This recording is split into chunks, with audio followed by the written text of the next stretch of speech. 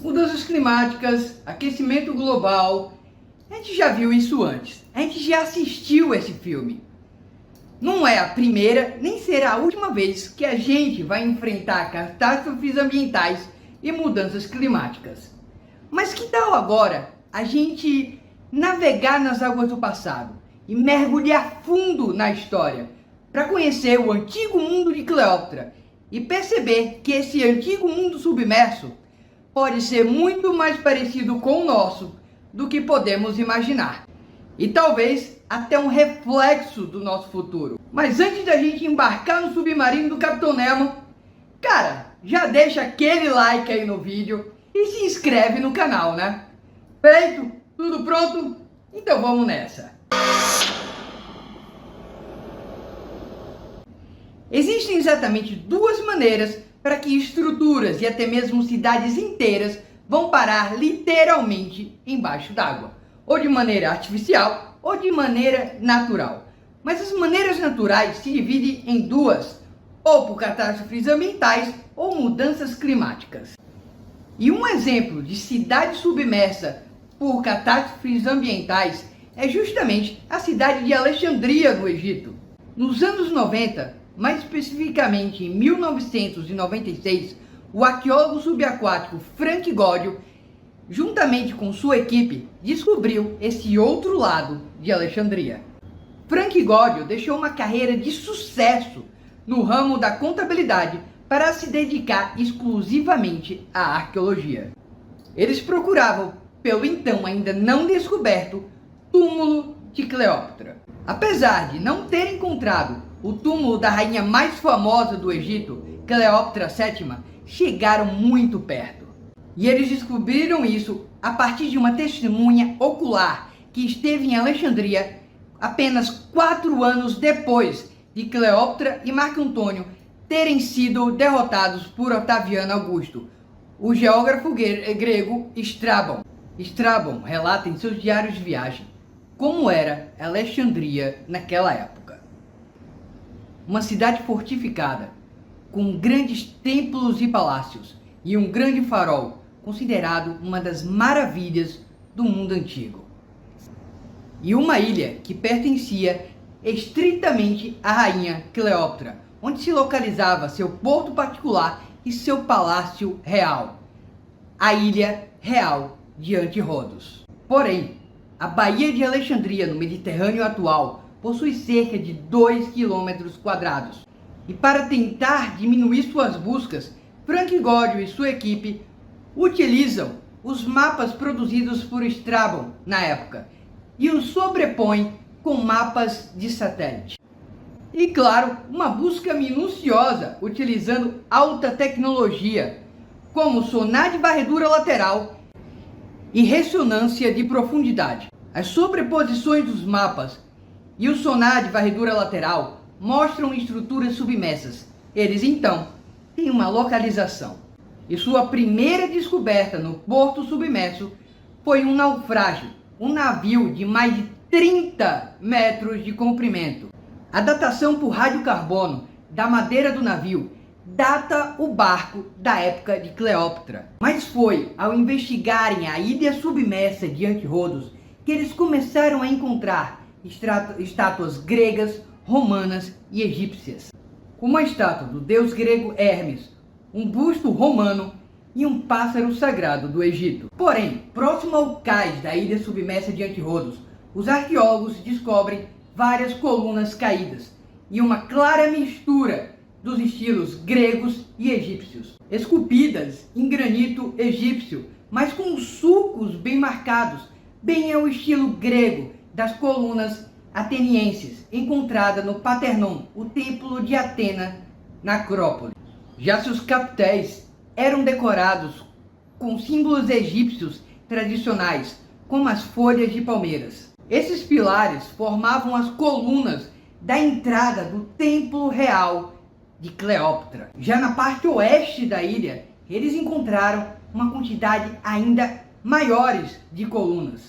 E dessa vez, bem maiores do que as anteriores, com mais de 1,20 m de diâmetro e 7 metros de altura, esculpidas em granito vermelho e cobrindo 60 metros do fundo da baía. A reconstrução 3D, feita a partir das estruturas, mostra como poderia ter sido o Palácio de Cleópatra.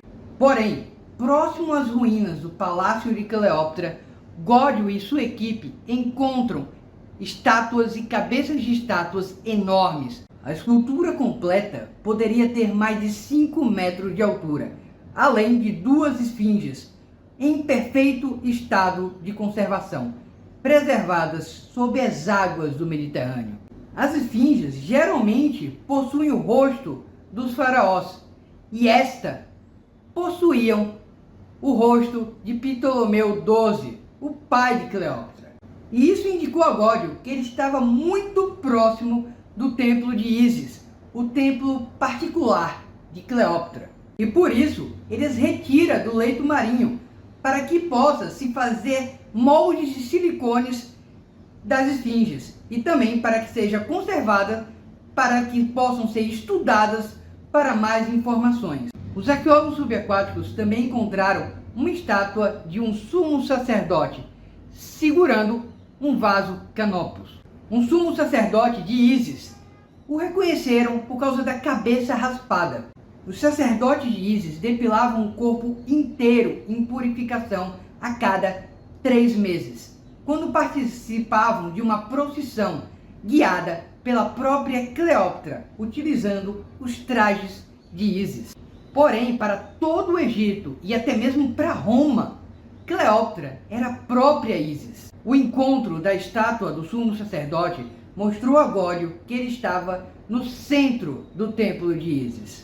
Contudo, o contexto do sítio submerso, o leito marinho revirado, a presença de cerâmicas quebradas sob colunas caídas e a direção em que elas caíram mostram que Alexandria sofreu um grande terremoto, acompanhado por um grande tsunami.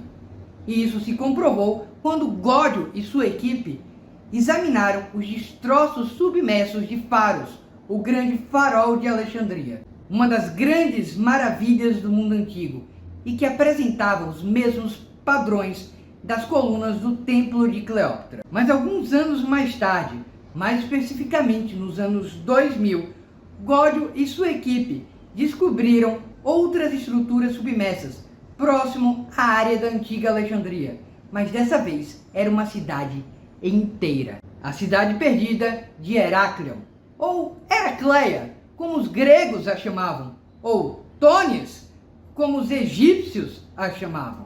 Até então, essa cidade só era conhecida através de documentos históricos, onde era citada, além de ter sido por muitos séculos a maior cidade portuária do Egito.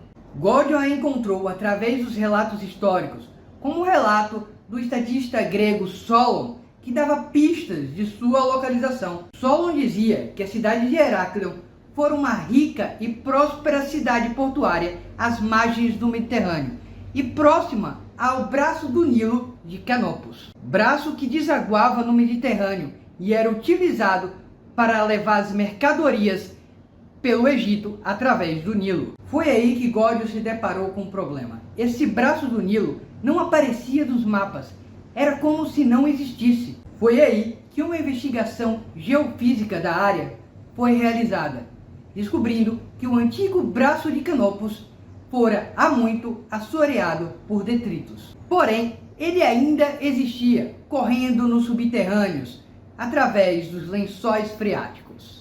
Agora eles tinham a localização e a confirmação histórica de que as estruturas encontradas através do sonar de varredura lateral poderia realmente ser a cidade perdida de Heráclion. Contudo, a cidade estava embaixo, soterrada por camadas de lodo e sedimentos de milhares de anos. Então Gódio e sua equipe teriam que desenterrá-la, com a ajuda de dragas que pouco a pouco iam desenterrando e revelando a cidade e seus artefatos, como os restos do principal templo de Heráclion, com uma arquitetura greco-romana, além de várias estátuas de deuses e faraós, além de cerâmicas e vários utensílios de mesa e joias, datando do século III ao século I depois de Cristo, além de moedas de bronze que datam do período do governo de Ptolomeu II e também do período bizantino. Essa grande diferença de tempo evidenciada na datação desses artefatos mostrou que a cidade fora habitada por mais de 1000 anos antes do seu apogeu. Porém, com o assoreamento do braço de Canopus, os arqueólogos acreditam que o desaparecimento de Heráclio no mar se deu por mudanças climáticas. Com as marés aumentando o nível das águas do Nilo, que por sua vez passou a invadir as cidades portuárias. E o aumento do nível das águas do mar acelerou esse processo, submergindo Heráclio nas águas do passado. Porém, com o aquecimento global e as novas mudanças climáticas que estamos vivendo hoje, devemos ouvir as vozes do passado. Ou, se não, as nossas cidades atuais logo serão cidades submersas. E aí, gente, gostaram de conhecer um pouco mais do antigo mundo de Cleópatra, perdido nas águas do passado? E se a gente não escutar as vozes dos nossos ancestrais, logo será o nosso mundo, as nossas cidades que estarão perdidas nessas águas. Valeu, até a próxima, encontro com vocês lá. E não esquecem de curtir o vídeo e se inscrever no canal. Falou!